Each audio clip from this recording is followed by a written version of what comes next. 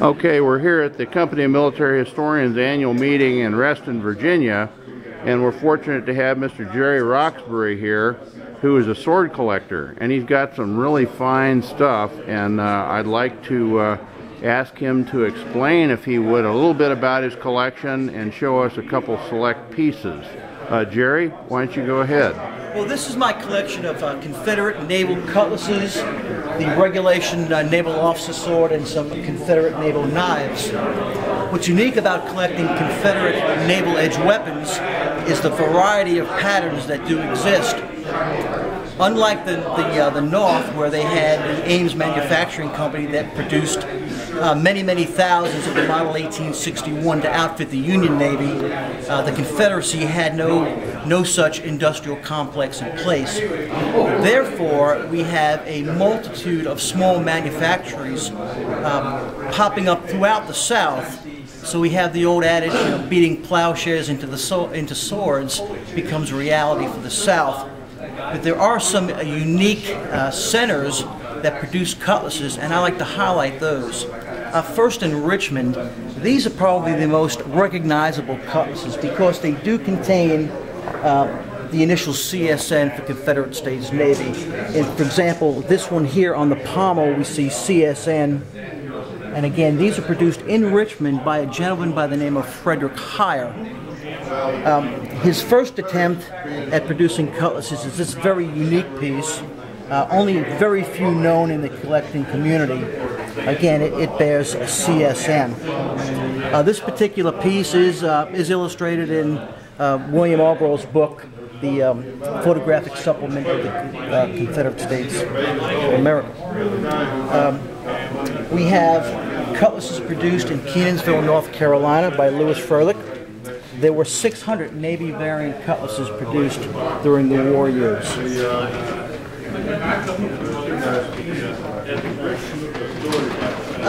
In the South, in the Gulf of Mexico area, New Orleans was probably the largest production for naval arms, especially cutlasses. You had Thomas Griswold and Company, Cook and Brother, and DeFillo.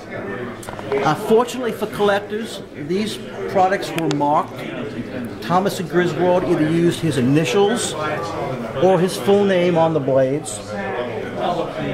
Where's that one marked, Jerry? Right here. Oh, that one, the second one down you're looking at, okay. Now, marked right on the... Yeah, right on the okay. The ricasso. Cook and Brother marked their products on the top of the guard right here. And they marked it in the same manner as they marked their musketoons and rifles. Oh, right down there. Okay, yeah. I got it. Stamped in. Yep.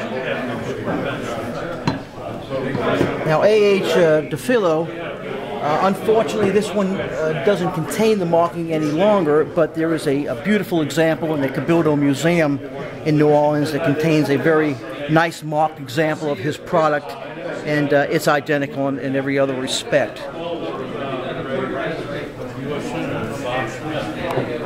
DeFillo, is that the way you pronounce it? Yeah. Okay, DeFillo. All right. New Orleans. All right. Yeah. In addition to those produced in the South, there were cutlasses imported from England. The partnership of Courtney and Tennant from Charleston, South Carolina, sent agents to England, and they purchased cutlasses and the officer swords to be brought in through the blockade runners and sold in Charleston. This is an example of a Courtney and Tennant imported cutlass. And their cartouche is on the ricasso of the blade. Got it, Courtney and Tennant. Yeah. Now the other Courtney and Tennant product in the collection, and it's probably the most handsome of all the naval swords in general, and in particular for the Confederacy. Oh, I see what you mean. I see why you got that in a glass case too. It's produced in England and brought in through the blockade by Courtney and Tennant. Collectors refer to it as the dolphin head pommel sword. As you can see, the stylized dolphin used on the pommel, and on the guard you have the Confederate Navy seal, which includes the crossed cannons and the fouled anchor. Also embellishing the guard are tobacco leaves and cotton balls. All motifs of the South. Definitely. What a piece. There are some other unique items. Again, the Confederacy used whatever materials were available. So we see cutlasses with wooden grips, a variety of materials used for scabbards. This one here is a very rare scabbard. It's painted canvas. And these were produced in Columbus, Georgia, and Columbus was the canvas capital of the South. Produced a lot of accoutrements. Again, a scabbard to match this cutlass here. What's the deal with this rebated area here? Is it that's the only one I see like that? That is known as a wasp-waisted blade. It's probably designed for the balance of the blade, but a lot of the cutlasses, whether they use it in this really prominent form or very gradually wasp-waisted, it was just a style that was utilized. Very good. Okay. One other area I'd like to bring out, and this particular style of cutlass, very, very crudely manufactured. It's believed to be a product of Leech and Rigdon, initially from Memphis, Tennessee. As the Union forces invaded various areas, they continued to move out, but at one point they were located in Selma, Alabama, and it's believed it was there that they produced cutlasses for the Confederacy, and probably outfitted ships at the Selma arsenal. Two different styles are known, one with a sheet brass guard, and then one with this simple S-shaped guard using the same pattern grip.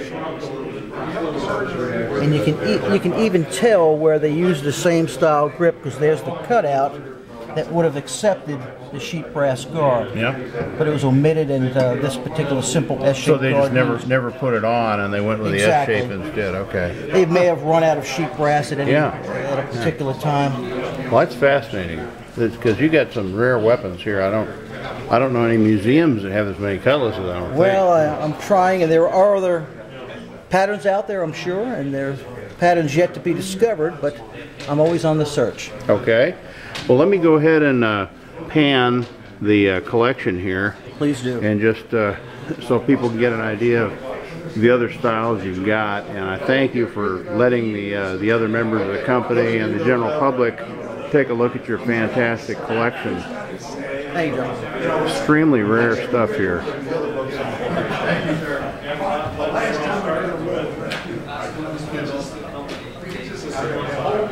Got some interesting. These are both wooden handles, aren't they? Yes, they are. Both interesting wooden handles I'd never expect to see on a cutlass. So we saw those. We didn't spend a lot of time on these back here, but there's a couple more. Really, not too much is known about the manufacture of these, but they are again copies of the U.S. model of 1841, but with some southern manufacturing techniques. Thanks, Jerry. Oh, you're welcome. Great stuff.